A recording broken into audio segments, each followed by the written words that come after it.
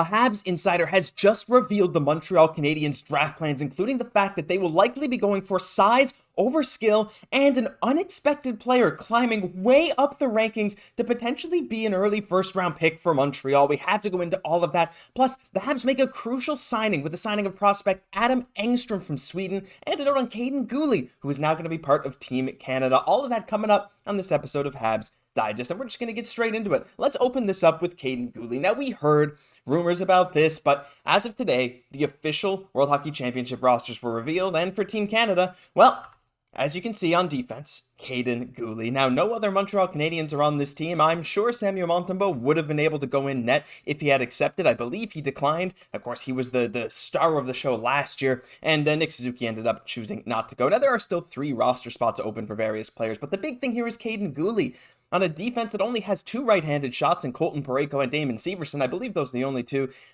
My thought is that Kaiden Guhle might end up having to play some right defense for Team Canada. Now, again, Drew Doughty was asked. He is still not sure if he will go, and if he ends up going, obviously he's going to end up on the right side. But as of now, with this roster the way it is, it wouldn't surprise me to see that. Guhle played a lot of the season on the right side with Matheson on his left, and while it took a bit of getting used to, he ended up having quite a solid season over there. And Kaiden Guhle, when you compare to a lot of these other young defensemen, I'm just going to bring this back up, I think he's better than a lot of people give him credit for. And I think not necessarily Habs fans, we love him. We know he's fantastic. But you see some big names there, right? Like Owen Power. I mean, Colton Parayko, he's a huge guy. He's always in demand. Bowen Byram, of course, just traded to Buffalo. I truly think Kaiden Guhle is one of the best defensemen on this team, bar none. I think he's going to probably play behind Owen Power, but it wouldn't shock me to see Guhle as that second pairing left-hand defenseman right now. I think he's amazing. I think his play will really translate very well to the World Hockey Championships, and I'm super excited to see him. And of course, Cole Caufield is going to be playing for Team USA. Juraj Slafkovsky is confirmed for Team Slovakia. There's going to be lots of Habs representation. These guys are going to have some awesome head-to-head matchups, but really just wanted to give you a second here to congratulate Kaiden Guhle on this amazing achievement. But let's get on to the second part of the video. Speaking of left-handed defensemen that are blonde, that are in the Habs system, Adam Engstrom. They finally signed him. Now, he's a guy, if you've been a loyal viewer of the channel, and hey, if that's you, thank you very much for sticking around with us all through the season, even when there's not that much news out there. We've been talking a lot about Adam Engstrom, and you'll know that Adam Engstrom had such a good season with Rögle over in the Swedish Hockey League. What a fantastic playoffs they had. They won all the way till the end, where they lost their unbeaten streak. But it is what it is. They were the 9 seed. They made it all the way to the finals, and Adam Engstrom was a huge part of that. He was 5th on his team in scoring as a 19/20-year-old defenseman. He was so good, and today, well, the Montreal Canadiens made it official. As you can see, we tweeted it out as well. Go follow us over on Twitter. We like to tweet out some fun stuff, some stats sometimes, and all the latest news. But I think, and Jesse thinks as well, that Adam Engstrom is maybe the most underrated Habs prospect, as he was signed to a 3-year entry-level contract, and according to multiple sources, the plan is for him to play in North America because he doesn't have a contract for next year in Sweden right now. And a lot of the time, if a player does, they can come over to North America, then be loaned back to Sweden, right? But with Adam Engstrom, by all accounts, by the reports I'm seeing from legitimate insiders, it seems like the plan is for Engstrom to play for Laval, and I think that's amazing. Now, it does add to this ridiculous backlog of Habs defensemen. The list goes on and on and on. What do we have, 14 or 15 defensemen that could legitimately potentially be NHL talent within the next couple of years, or are already, and I think Adam Engstrom fits solidly into there. So, signing this ELC, I mean, look, I would say, it forces the Habs to make a decision, but let's be honest, we've been saying that for so long just because of all these prospects, but now roster spots are starting to get eaten up. It's no longer just theory. These are roster spots that are getting eaten, that need to go to certain players. And Adam Engstrom, like, if you end up putting him in Laval, which you're probably going to do, is he going to start in the 3rd pairing? Is he going to start as that 7th defenseman? I'm sure he's going to get put wherever he earns, based on training camp, based on a lot of different stuff, of course.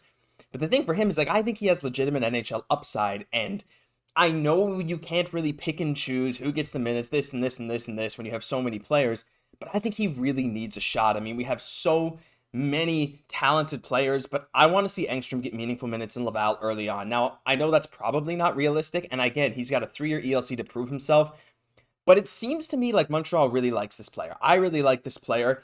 I'm sure he could be moved for the right price, but he's one of these guys. Let me know what you guys think of Adam Engstrom down below. He's one of these guys I would love to just see his whole trajectory through with Montreal. There's a couple other guys in the system who I think we've seen more flashes of what their upside could be. And Adam Engstrom, I think at his peak, could be a solid defensive, very solid offensive player, like one of these great two-way guys who can be put out in any situation. So I'm thrilled for this signing. As you guys know, I'm a big Adam Engstrom fan. Let me know your thoughts down below about what you think Adam Engstrom could be. And do you think he should be one of the defensemen moved, or do you think it should be someone else? I'd love to hear from you. But it's time to get into the draft, talking about prospects.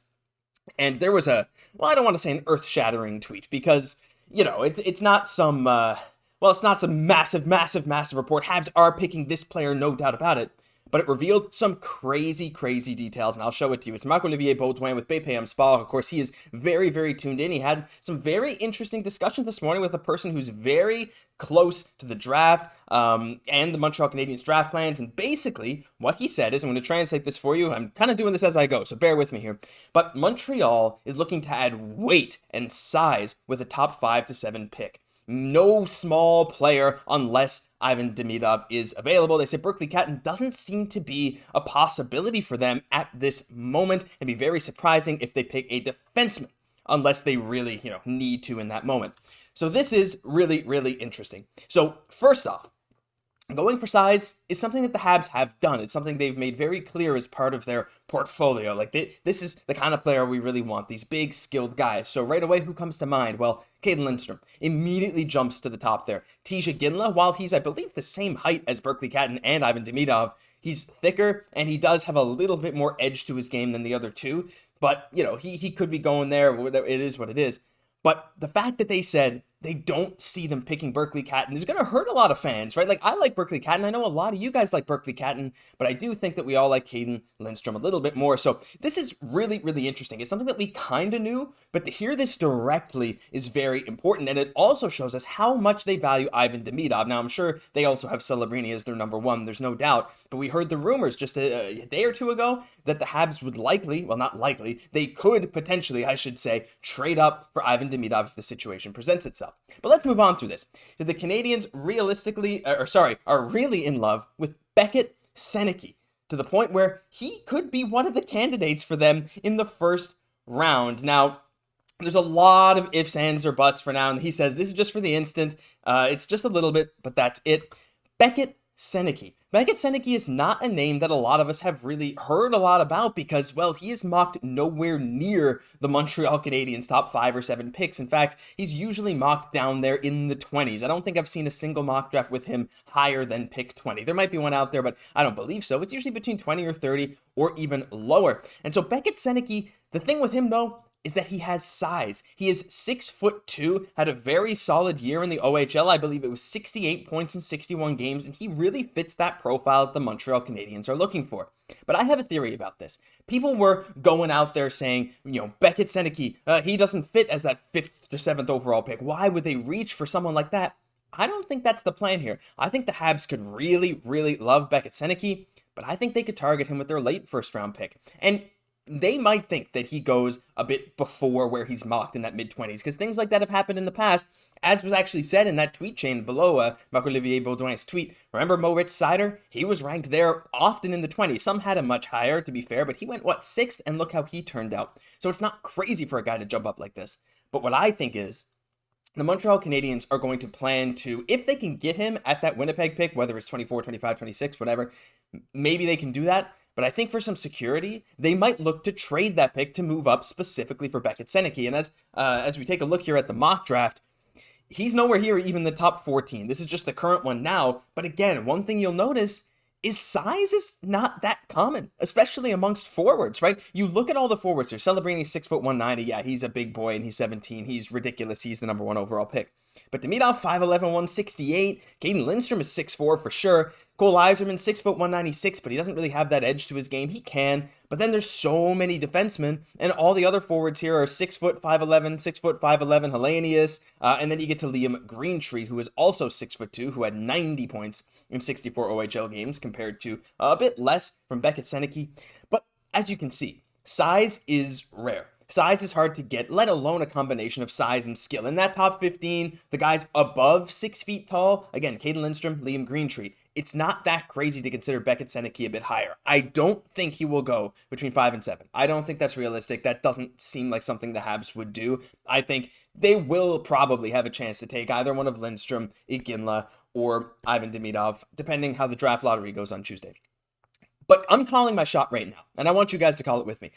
If they get a chance to trade up even 7 or 8 spots, maybe even 10 spots, to guarantee that they get Xhekaj somewhere there in like the end of the lotto, like somewhere around 16, 17, maybe around 20, and they can trade up 5 or 6 spots in the draft, I think they will do it. If this is truly, if this is true and they really are in love with Xhekaj, but it wouldn't surprise me. He's a guy with size. He's a guy with solid acumen. I think he could be a very good player, but what do you guys think? Do you like the strategy of picking size over maybe a smaller player like a Berkeley Catton? Not only does this reveal the draft plan, but I think this actually reveals a lot about how the Montreal Canadiens plan to build their team going forward. Remember all the players, small players we talked about maybe trading for, how I was so on board with Marco Rossi? Well, if they're not willing to pick Berkeley Catton, even though he's like 5'10", 5'11", I don't think Rossi's in the cards. So this not only reveals the draft, it reveals a whole lot about potential trades, free agency signings, and much, much more. But let me know your thoughts on all of this down below, because that'll do it for this episode of Habs Digest. If you enjoyed, leave a like, comment, subscribe to the channel, guys. Thank you so much for all your support every single day.